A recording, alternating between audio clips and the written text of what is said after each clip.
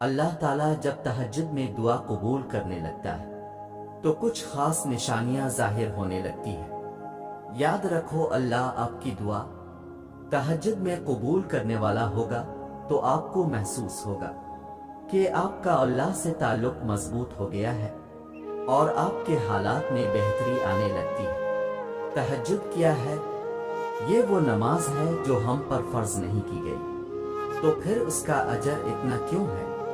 آپ نے کبھی یہ سوچا ہے اس کا اجر اس لیے ہے کیونکہ اس کا پیغام نہیں آتا، اس کے لیے خود اٹھا جاتا ہے۔ آپ کے دل میں موجود تڑپ آپ کو دیتی ہے، ایسی تڑپ جو گہری نیند سے اٹھا لاتی، جو ہمیں آدھی رات میں اپنے بستر پر سکون سے سونے نہیں دیتی۔ اور اس تڑپ کے ساتھ جب بندہ اپنے رب کے حضور اپنی پیشانی زمین پر رکھتا ہے تو اس کا وہ سجدہ اسے فرش سے عرش پر لے جاتا ہے۔ اس خدائے بزرگ و برتر کی رحمت اپنے بندے کو اپنے سائے میں لے لیتی ہے۔ بندہ اپنے رب کے سب سے قریب ہوتا ہے۔ اس وقت بندے کا بہایا ہوا ہر آنسو آنکھ سے بہتا ہے اور سکون دل میں اتار دیا جاتا ہے، ہر تکلیف ہوا میں کھوسی جاتی ہے۔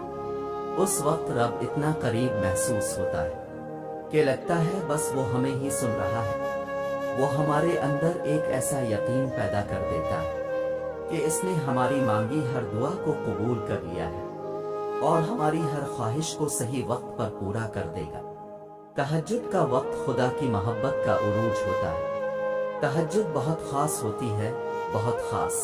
تہجد اللہ کی طرف سے ہمارے لیے ایک ایسا بند دروازہ ہے جو صرف تہجد کی عبادت سے ہی کھلتا ہے۔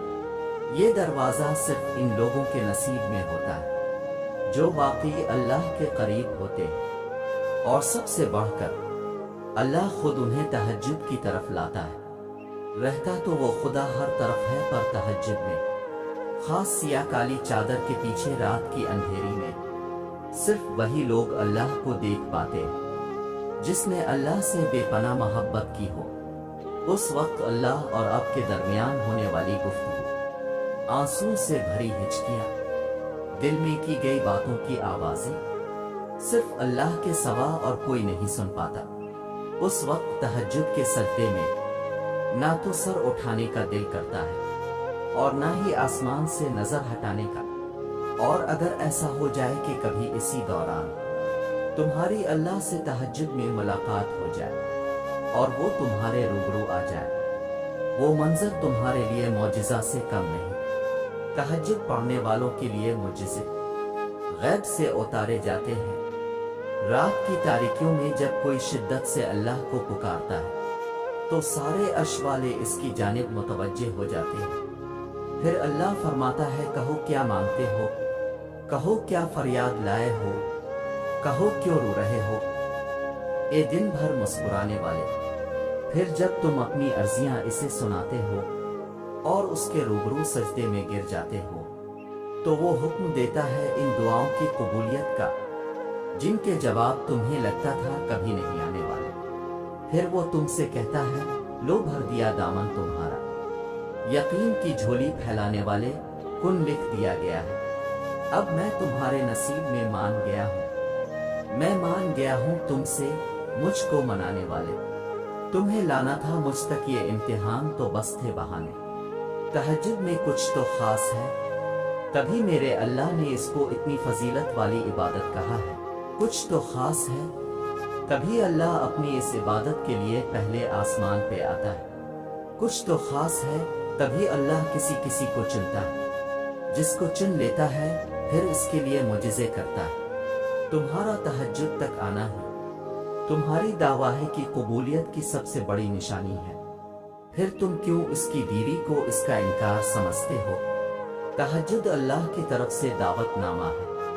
جب اللہ کو کسی سے ملاقات کرنی ہو اور بات کرنی ہو تو وہ اسے تہجد کی لگن لگا دیتا ہے۔ جب یہ سارا جہاں خاموش ہوتا ہے پھر رات کی تاریکی کے اس عالم میں خدا اپنے بندے سے ہم کلام ہوتا ہے، اور تب یوں محسوس ہوتا ہے جیسے شہرت کی حدوں کو توڑے ہوئے وہ رب ہم میں سما گیا ہے اور محبت کی کیفیت دوڑنے لگتی ہے۔ پھر میرا رب فرماتا ہے، मांग मुझसे मेरे बंदे, तूने जो मांगा मैंने दिया तुझे, मगर तब अल्लाह के सिवा किसी की तलब ही नहीं रहती। और फिर तलब अल्लाह की हो और वो ना मिले, ऐसा तो मुमकिन ही नहीं। तहज्जुद का आगाज इंसान से तो हो सकता है, मगर इख्तिताम सिर्फ अल्लाह है। दिल में ओटेती हुई मुसलसल तकलीफ जब रात भर जगाए रखती है, तो रूह की बेचैनी अल्लाह के रूबरू लाकर खड़ा कर देती है।